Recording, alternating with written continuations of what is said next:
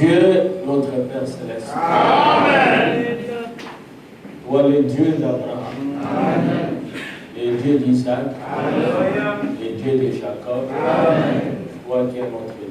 Amen.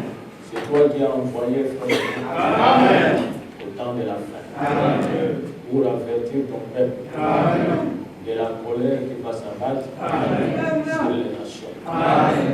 Et toi, tu l'as envoyé pour préparer un peuple qui pourra échapper à cette colère. Ce matin, Seigneur Jésus-Christ, nous croyons faire partie de ce peuple. C'est pour cela que nous sommes ici. Prépare-nous, Seigneur.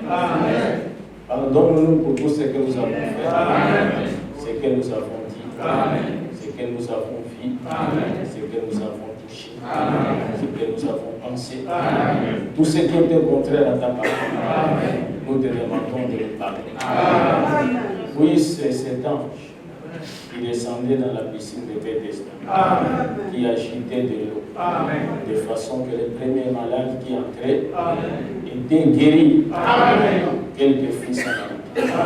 Que cet ange vienne ce matin, Seigneur, pour s'incarner dans un homme, pour faire d'agiter la parole, pour que les malades soient guéris, que les gens sortent ici guéris, que ceux qui ont des problèmes trouvent la solution. Nous réprimandons les diables dans le nom de Jésus-Christ de quitter ces lieux. Ceux qui sont venus faibles, ils sortent d'ici forts. Ceux qui sont venus tristes, ils sortent d'ici joyeux. Que ton nom soit glorifié alors que nous remettons entre tes mains cette réunion au nom de Jésus-Christ. Amen.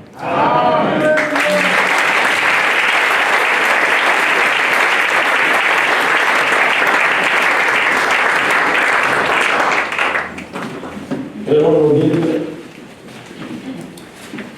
dans le livre de Corinthiens, 1 Corinthiens chapitre 15. 1 Corinthiens chapitre 15. Les versets 51 et 50.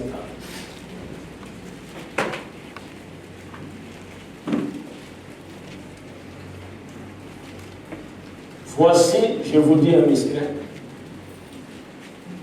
Nous ne mourrons pas tous. Et tous, nous serons changés. Amen. En un instant, en un clin d'œil, à la dernière trompette. Amen. La trompette sonnera et les morts ressusciteront incorruptibles. Et nous serons changés. Amen. Que Dieu bénisse sa parole. Amen. Bonsoir.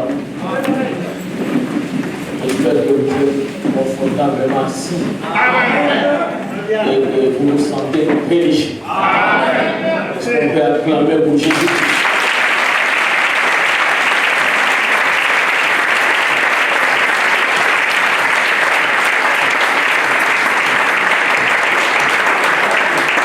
Amen.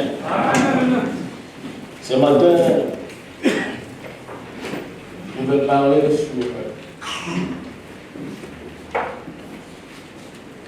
je vous dis un mystère. Amen. Nous ne mourrons pas tous. Amen. Si quelqu'un, c'est un incroyable message, ce que je vais enseigner aujourd'hui, s'il croyait autrement, il doit croire ce que je vais dire. Amen. Parce que je vais dire ce que Branham a dit. Amen. Amen. Amen. Nous ne mourrons pas tous. Et tous nous serons changés. En un clin d'œil à la dernière. Amen. Nous avons deux courants aujourd'hui dans le message au sujet de l'enlèvement. Il y a un courant qui croit que pour être enlevé, nous tous, nous devons mourir. Il y a un autre courant dont je fais partie. Amen. Amen. Qui croit qu'il y a des gens qui vont mourir. Amen. Avant l'enlèvement, il y a des gens qui seront vivants. Amen. Pendant l'enlèvement. Et ceux qui sont morts ressusciteront pour se joindre aux vivants.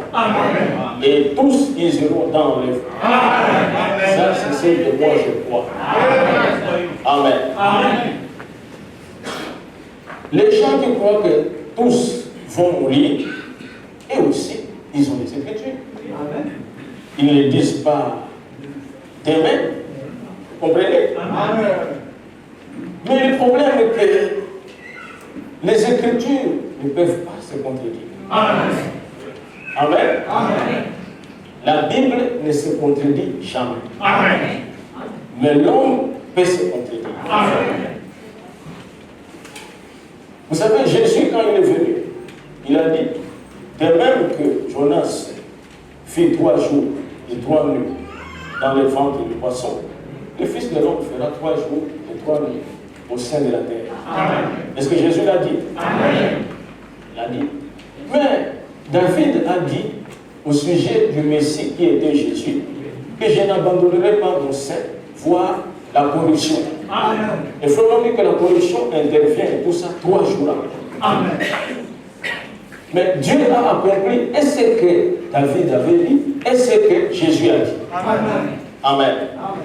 Mais ici, voici les Écritures sur lesquelles les prédicateurs prêchent pour avoir les désobéis. Premièrement, Genèse 3, en verset 19. C'est l'Éternel qui parle à l'homme et à la femme. Après avoir mangé de l'arbre qui était défendu, Dieu vient en tant que juge. C'est à la sueur de ton front ou de ton visage que tu mangeras du pain, jusqu'à ce que Dieu retourne dans la terre, d'où tu as été pris, car tu es poussière, et Dieu retournera dans la poussière. Est-ce que Dieu l'a dit? Amen. C'est la parole du Seigneur. Tu es poussière, et Dieu retournera à la poussière. Amen. Plus tard, le roi David, voyant la mort s'approcher, dans 1 Roi, chapitre 2, verset 1, 2, le frère va projeter ça. Le roi David voit que la mort approche. David, approché du moment de sa mort, et il donna ses ordres à Salomon, son fils, en disant, je m'en vais par le chemin de toute la terre. Fortifie-toi et sois un homme. Amen. N'est-ce pas? Amen. Il dit, je m'en vais par le chemin. Oui, allons-y. Je m'en vais par le chemin de toute la terre. Fortifie-toi et sois un homme. Amen. Amen. Un père, un homme qui a vécu, qui a travaillé avec le Seigneur. Il voit la mort s'approcher, il appelle Salomon, il lui donne l'ordre à Salomon. Amen. Amen. Et nous voyons encore un autre patriarche, Job. Dans Job, chapitre 30, verset 23. Tout ça, c'est le Seigneur qui a parlé. Amen. Tu es poussière, tu es tourné en poussière. Amen. Amen. Je m'en vais par les chemins de toute la terre. Amen. Amen. Maintenant, Job va encore ajouter une précision. Job 30, verset 20. Car je le sais. Amen. Tu me mènes à la mort. Amen. Au rendez-vous de tous les vivants. Amen. Amen. Amen. Voilà. Donc, quand le prédicateur prend ces évangiles, il y a les saints qui concluent tout ça pour tout le monde. Tout le monde. Est-ce que vous êtes avec moi? Amen. Est-ce que l'Église est avec moi? Amen. Toutes ces écritures que nous ferons de dire se trouvent dans l'Ancien Testament. Amen. Est-ce que nous sommes d'accord? Amen. Mais lorsque Dieu envoie Jésus-Christ, Amen. Amen. Amen. Jésus-Christ va payer le prix du rachat de l'homme. Amen. C'est-à-dire que l'homme qui est tombé Voilà. dans le jardin d'Éden, Amen. Amen, Amen. à qui Dieu a dit que tu es poussière Voilà. et tu retourneras à la poussière, Amen. Jésus vient payer le prix. Amen. Amen. Amen. Pour ôter cette malédiction. Amen. Amen. Donc la mort de Jésus, c'est pour que l'homme, amen, Amen. ne puisse plus subir le jugement du péché. Amen. Qui était qu'il est poussière et il retourna à la poussière parce que c'est un péché. Amen. Parce qu'il a mangé de l'âme Amen. que Dieu avait défendu. Amen. Et David est venu et tout ça dans le même élan, sachant qu'il est poussière. Amen. Qu'il retournera à la poussière. Amen. Il dit, je m'en vais par le chemin de toute la terre. Job, même quand il a regardé et tout ça, il dit, tu me mènes vers le chemin de la mort. Amen. Qui est le chemin de tout le monde. Vous comprenez? Amen. Mais nous voyons qu'après le rachat, après le calvaire, un homme du nom de Paul rencontre Dieu sous la forme de la colonne de feu. Dieu lui donne une révélation. Amen. Qu'il y a quelque chose que je veux faire à la fin de la rédemption. Et c'est là, c'est un mystère. Et je vais te le révéler.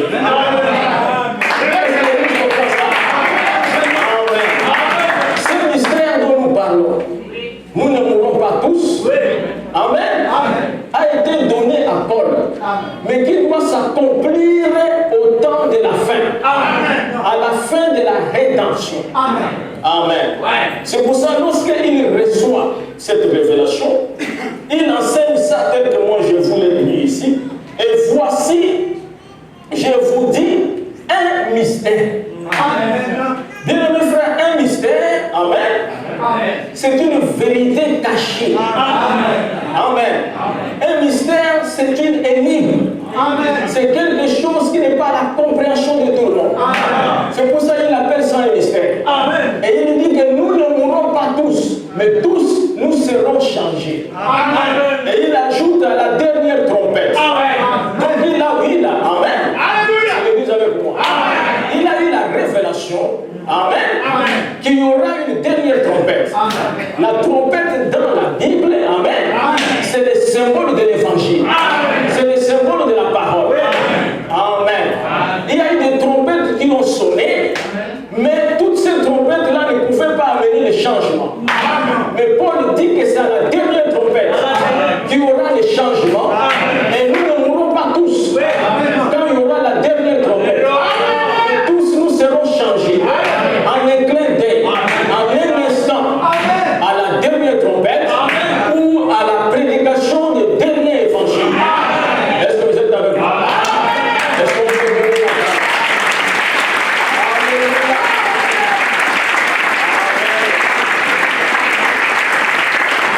Je me sens religieux.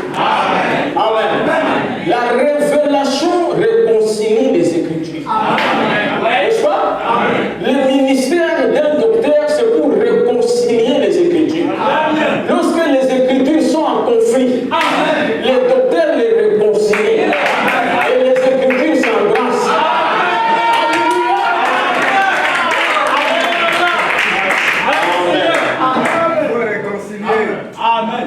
Et maintenant, lorsqu'il a parlé de ça, dans 1 Corinthiens, chapitre 15, l'apôtre Paul, vous savez, c'est lui l'écrivain du Nouveau Testament. Amen. C'est le plus grand prophète hébreu.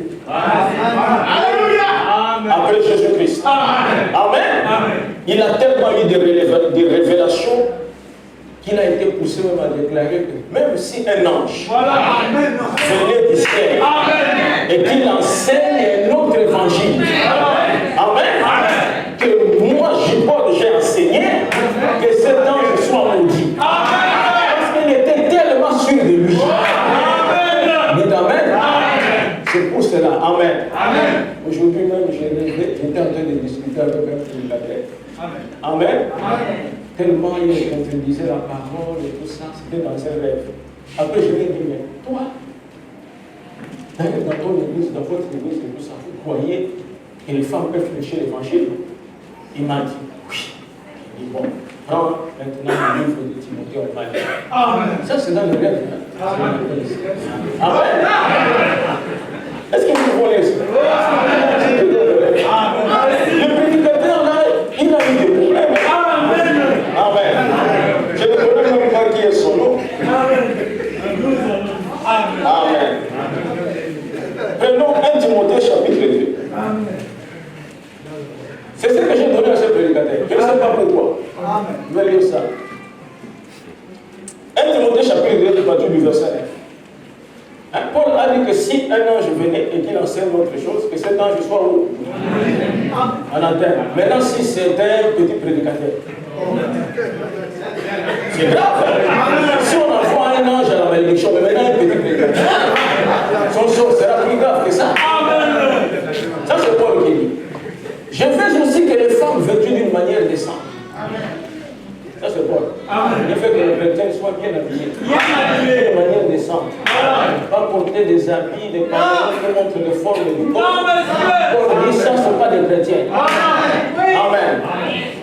Et je veux aussi que les femmes vêtues d'une manière décente, comme les sœurs que je vois ici, pendant que vous êtes vêtues d'une manière décente, que Dieu vous bénisse, vous êtes en train de refléter la parole. Je veux dire que vous êtes la parole faite chair. Vêtues d'une manière décente avec pudeur et modestie, ne sépare ni de tresses, ni d'or, ni de perles, ni d'habits somptueux. N'est-ce pas? Amen. Voilà, je vais donner une précision ici. Si vous vous tressez et tout, c'est parce que votre prophète que Dieu a envoyé, amen. Dieu lui a révélé que Paul avait dit que les femmes ne tressent pas parce qu'à son époque, ce sont les prostituées qui tressaient les cheveux. Et au temps de la fin, les prostituées ne veulent plus tresser. Les prostituées le goûtent. Les prostituées mettent le poulet. Et Dieu a dit, je ne veux plus que mes filles ressemblent à des prostituées d'aujourd'hui. C'est pour cela que dit tresser, c'est une bonne chose pour vous. Aujourd'hui, on dit bien tresser, ce n'est pas de mèche, c'est tresser. Amen. Mais qu'elle ne sépare de bonnes œuvres, comme il convient à des femmes qui font profession de servir Dieu. Amen. Que la femme écoute l'instruction ancienne. Est-ce que les églises de Réveil, vous lisez la Bible? Ou vous avez un problème avec Paul? Est-ce que vous avez un conflit avec Paul? Amen. Que la femme écoute l'instruction ancienne avec une entière soumission. Je ne permets pas à la femme d'enseigner, ni de prendre de l'autorité sur l'homme, mais elle doit demeurer dans le Amen. Pourquoi alors les gens ne veulent pas appliquer la parole? Que trouvent les femmes à la chair, vous sont prédicateurs, pasteurs. Bon, de toute façon, nous savons seulement que vous n'irez pas dans l'enlèvement. Amen. C'est bon, vous pouvez prêcher, mais vous ne faites pas partie de l'épouse. On peut encore prendre une écriture. Après, on va avancer. 1 Corinthiens. Chapitre 14. Paragraphe 33. 1 Corinthiens, chapitre 14, paragraphe 33. Quand Jésus était sur la terre, parce que Jésus c'est notre modèle pour conduire l'Église, il a choisi 12 apôtres. Amen. Parmi les 12 apôtres, il n'y avait aucune femme. Amen. Amen. Il n'y avait aucune femme.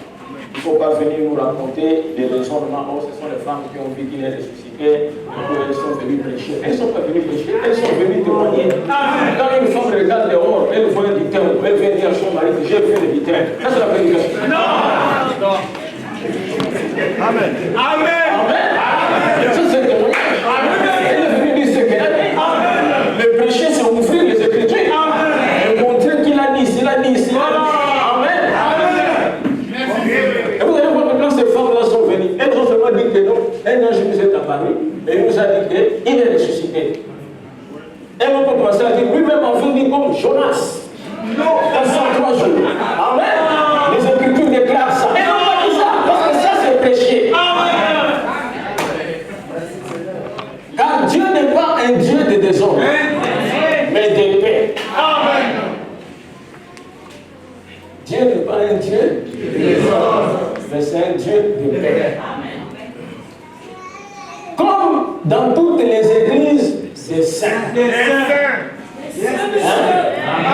Comme dans toutes les églises, donc il y a d'autres églises qui ne sont pas les églises de saints. Ça c'est la vérité. S'il parle aux églises de saints, comme dans toutes les églises de saints, que les femmes se taisent dans les assemblées. Car il ne leur est pas permis d'y parler. Mais qu'elles soient soumises selon que le dit aussi la loi. Si elles veulent s'instruire sur quelque chose, qu'elles interrogent leur mari à la maison, car, Amen. Car il est malséant à une femme de parler dans l'église. Amen. Le frère Branham me dit, il me dit, si elle a une question sur la Bible et tout ça, si elle est mariée, qu'elle demande à son mari. Amen. Parce qu'il est censé que le mari doit connaître la parole de Dieu de la femme. Amen. Et le prophète ajoute, si elle n'est pas mariée, qu'elle demande au pasteur. Amen. Amen. Amen. Revenons ici sur notre sujet. Amen. Nous ne mourrons pas tous. Amen. Tous nous serons changés. Amen. À la dernière trompette. Amen. Et lorsque Paul écrit l'épître aux Thessaloniciens, dans un chapitre 4, il revient sur la révélation qu'il a reçue. Que nous ne mourrons pas tous. Amen. Et nous serons changés à la dernière trompette. Amen. Il revient, il ajoute encore un élément. Amen. 1 Thessaloniciens chapitre 4. Voilà. Verset 13. Nous ne voulons pas, frères, que vous soyez dans l'ignorance au sujet de ceux qui dorment. Amen. Afin que vous ne vous affligiez pas comme les autres qui n'ont point d'espérance. Amen. Est-ce que vous me suivez? Amen. Il ne veut pas que les chrétiens soient ignorants. Amen. Parce qu'il y a des ignorants. Mais lui, il fait, Amen, Amen, ôter l'ignorance du milieu des chrétiens. Amen. Car si nous croyons que Jésus est mort, qu'il est ressuscité, croyons aussi que Dieu ramènera par Jésus et avec lui ceux qui sont morts. Amen. Voici en effet ce que nous vous déclarons d'après la parole du Seigneur. Amen. Ici il dit maintenant, c'est ainsi dit le Seigneur. Amen. D'après la parole du Seigneur. Nous, les vivants. Amen. N'est-ce pas? Amen. Nous, les vivants. Restez pour l'avènement du Seigneur. Nous ne devancerons pas ceux qui sont morts. Amen. Amen. Et William Branham dit, nous ne ferons pas obstacle. Amen. Nous n'empêcherons pas. Amen. Ceux qui sont morts. Amen.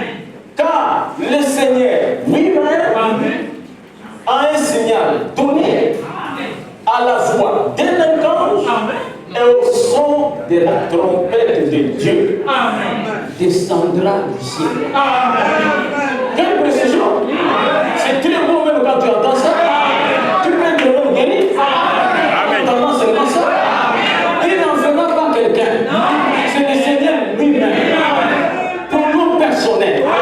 Donc le Seigneur Jésus lui-même descendra du ciel avec un cri de commandement, avec la voix de l'archange et avec la trompette de Dieu.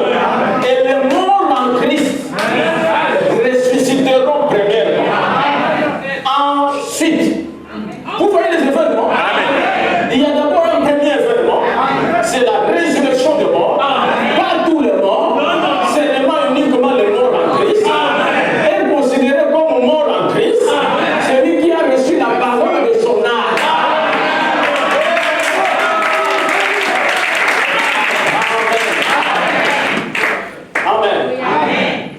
reçu la parole de ton temps et tout ça, tu es mort, tu n'es pas mort en Christ. Amen. Tu resteras dans la tombe. Amen.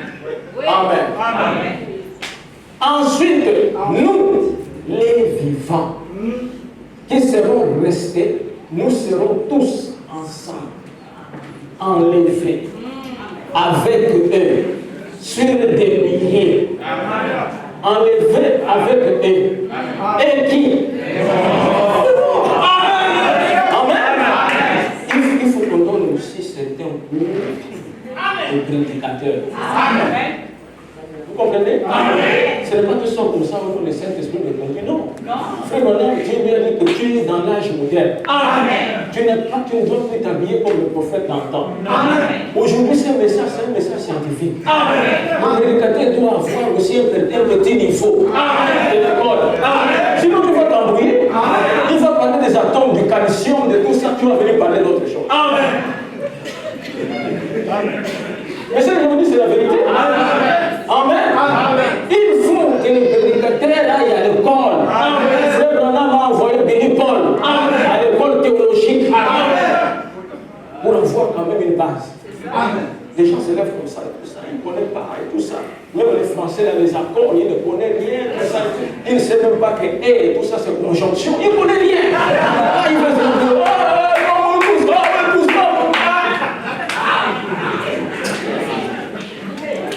Amen. Amen. Amen. Ensemble, enlevés avec eux sur des milliers, à la rencontre du Seigneur dans les airs, ainsi nous serons toujours avec le Seigneur. Écoutez ce qui suit. Consolez-vous. Donc les uns les autres passez par là. Amen. Amen. Amen. Consolez-vous. Parce que nous n'allons pas tous mourir. Amen. Et ceux qui sont morts reviendront. Amen. Et nous serons tous enlevés. Amen. Et dans 1 Corinthiens 15, il nous dit que cela est un mystère. Est-ce que l'Église suit ça? Amen. Du fait de ne pas mourir tous, c'est un mystère. Amen. Et nous voyons dans Apocalypse 10. Amen. Ça, c'est la Bible d'abord. Amen. Apocalypse 10. Amen. Amen. Amen. Il y a un prédicateur. Il m'avait vu tellement il était impressionné par mon ministère. Il est venu me voir. Il m'a dit, vous prêchez des choses extraordinaires. Dis-moi un peu, quand tu viens à la chair, comment tu sens l'onction pour que Dieu puisse prêcher. Je vais dire quelle onction. Je prépare la parole. Comme frère Branham le faisait. Et je viens et tout ça. Et le Saint-Esprit va prendre. Parce que j'ai beaucoup de paroles. Le Saint-Esprit va sélectionner les paroles qui sont importantes pendant le temps que je vais intervenir. Et le peuple de Dieu est venu. Amen. Après, je produis le culte. Il dit, mais référent, moi, quand je viens à la chair et tout ça, il y a comme quelqu'un qui vient comme un petit oiseau derrière ma tête. Il me parle, moi je parle. Il me parle, moi je parle. Et après, quand il a fini, je n'ai plus rien à dire. Je dis, non frère, on doit bien se regarder. Ça ne se passe pas comme ça. Amen. Ce n'est pas la prédication. Ça, c'est autre chose. Amen. Apocalypse 10.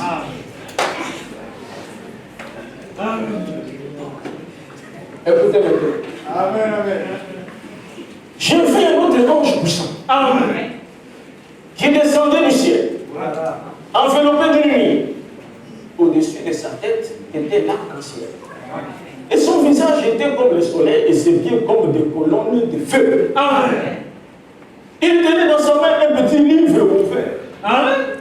Il posa son pied droit sur la mer et son pied gauche sur la terre. Amen. Et il cria d'une voix forte comme rugit un lion. Amen. Amen. Amen. Il cria d'une voix forte comme rugit un lion. Quand il cria, les 7 tonnerres firent entendre les voix. Amen.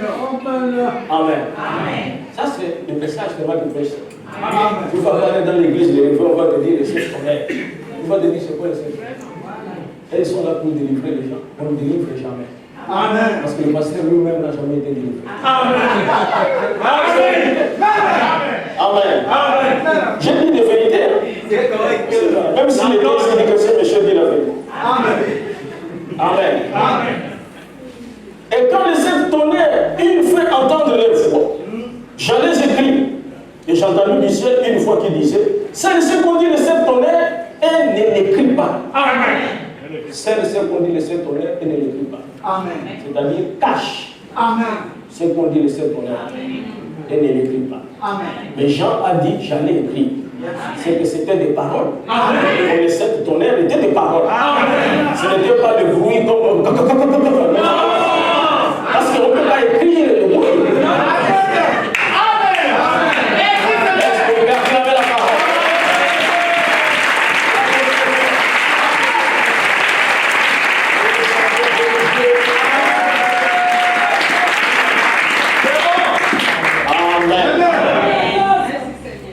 J'allais écrire et j'entendais du ciel une voix qui disait, c'est ce qu'on dit les sept tonnerres et ne l'écrit pas. Amen. Et l'ange que je voyais debout sur la mer et sur la terre leva sa main droite vers le ciel et jura par celui qui vit au siècle des siècles, qui a créé le ciel et les choses qui y sont, la terre et les choses qui y sont, et la mer et les choses qui y sont, qu'il n'y aurait plus de temps. Amen. Mais qu'au jour de la foi du septième ange, est-ce que l'Église avec moi? Amen. Vous avez remarqué que celui qui descend avec l'arc-en-ciel au-dessus de sa tête, il a un livre. Et le livre est ouvert. Quand on ouvre le livre, c'est pour les livres. Mais il est en train de descendre avec le livre du ciel. Et la lecture du livre va se passer sur la terre. Parce que le livre est ouvert. Et sur la terre se trouve un homme qui est appelé le septième ange. Il est en train d'amener le livre vers le septième ange. Alléluia.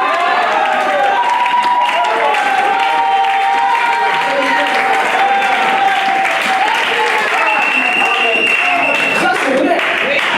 Parce qu'il vient avec le livre vers le septième ange. On dit à Jean, n'écris pas. Mais qu'au jour de la foi du septième ange, un ange est un messager.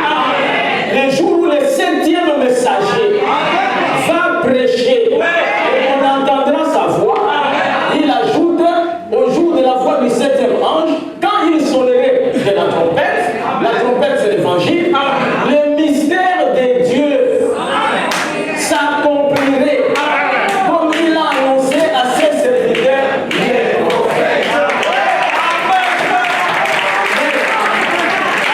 Le mystère dont Paul a parlé, que nous ne mourrons pas tous, sera révélé par le septième ange quand il sonnera de la trompette. Amen. Remarquez mes frères que nous attendons l'enlèvement. Quand nous venons ici, c'est pour l'enlèvement. Mais si l'enlèvement tarde, et que Dieu a besoin de toi là-bas plus que nous, il peut te rappeler.